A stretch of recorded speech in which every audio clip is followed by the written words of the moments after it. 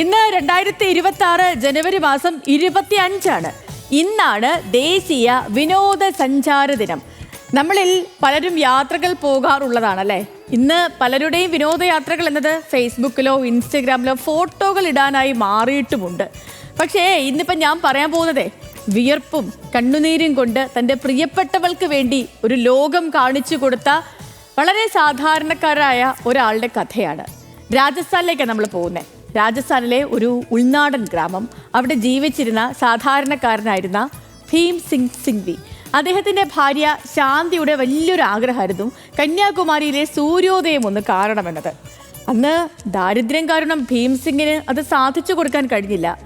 കുറേ നാൾ കഴിഞ്ഞ് ഒരു ദിവസം അസുഖബാധിതയായി ശാന്തി മരിച്ചു.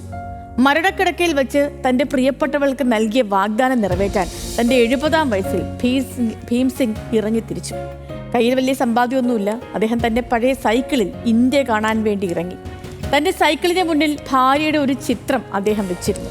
കിലോമീറ്ററുകളോളം സൈക്കിൾ ചവിട്ടി. വിശക്കുമ്പോൾ ആരോ നൽകുന്ന ഭക്ഷണം കഴിച്ച് തളരുമ്പോൾ വഴിയോരങ്ങളിൽ കിടന്നുറങ്ങി അദ്ദേഹം കന്യാകുമാരിയിലേക്ക് എത്തി. കടൽ തീരത്ത് നിന്ന് ഉദിച്ചുയരുന്ന സൂര്യനെ നോക്കി ഭാര്യയുടെ ചിത്രം നെഞ്ചോട് ചേർത്ത് ആ വൃദ്ധൻ പൊട്ടിക്കരഞ്ഞു. അദ്ദേഹം പറഞ്ഞു, നീ ഇപ്പോഴിത് കാണുന്നുണ്ടല്ലോ അല്ലേ, നമ്മൾ എത്തി. ഭീം സിംഗ് അന്ന് കണ്ടത് വെറും കാഴ്ചകളല്ല, മറിച്ച് അദ്ദേഹത്തിൻ്റെ പ്രണയത്തിൻ്റെ പൂർത്തീകരണമായിരുന്നു.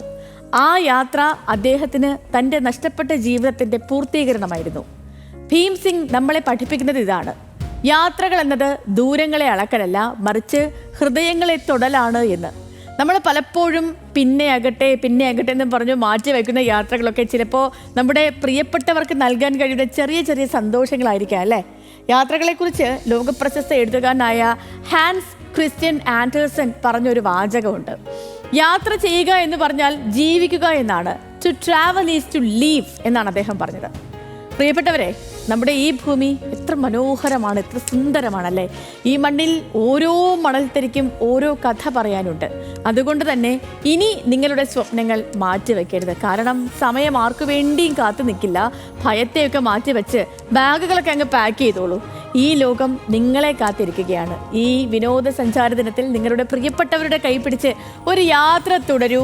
ഈ ഓരോ യാത്രകളുമേ ഓരോ ഓർമ്മകളാണ്. നമ്മൾ പുതിയ സ്ഥലത്തേക്ക് വരുന്നു. അതിപ്പോൾ ഞാൻ ഈ പറയുന്ന പോലെ ഞാനിപ്പോൾ നിങ്ങൾ യാത്രയ്ക്ക് പോകുമോ എന്ന് പറയുമ്പോഴത്തേനും നിങ്ങൾ വിചാരിക്കും അതിനിപ്പം എല്ലാ കാര്യങ്ങളും ഒത്തു വരണമല്ലോ. വെറുതെ അങ്ങ് കൈയും വീശി ഇറങ്ങി പോകാൻ പറ്റില്ല. ഓഫ് കോഴ്സ് നമ്മുടെ കയ്യിൽ അതിനുള്ള സാമ്പത്തികം വേണം. അതേപോലെ തന്നെ മറ്റു കാര്യങ്ങളൊക്കെ അതിന് യോജിച്ച് വരണം. പക്ഷേ ഞാൻ പറഞ്ഞത് ഇപ്പോൾ നമ്മൾ ഒത്തിരി ദൂരത്തേക്ക് പോകണമെന്നല്ല.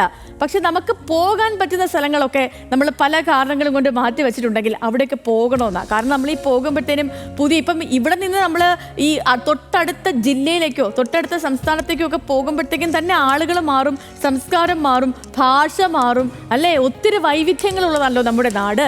അപ്പോൾ അതുകൊണ്ട് തന്നെ ഓരോ സ്ഥലത്ത് ചെല്ലുമ്പോൾ അത് ഓരോരോ ഓർമ്മകളാണ് നമുക്ക് കിട്ടുന്നത്.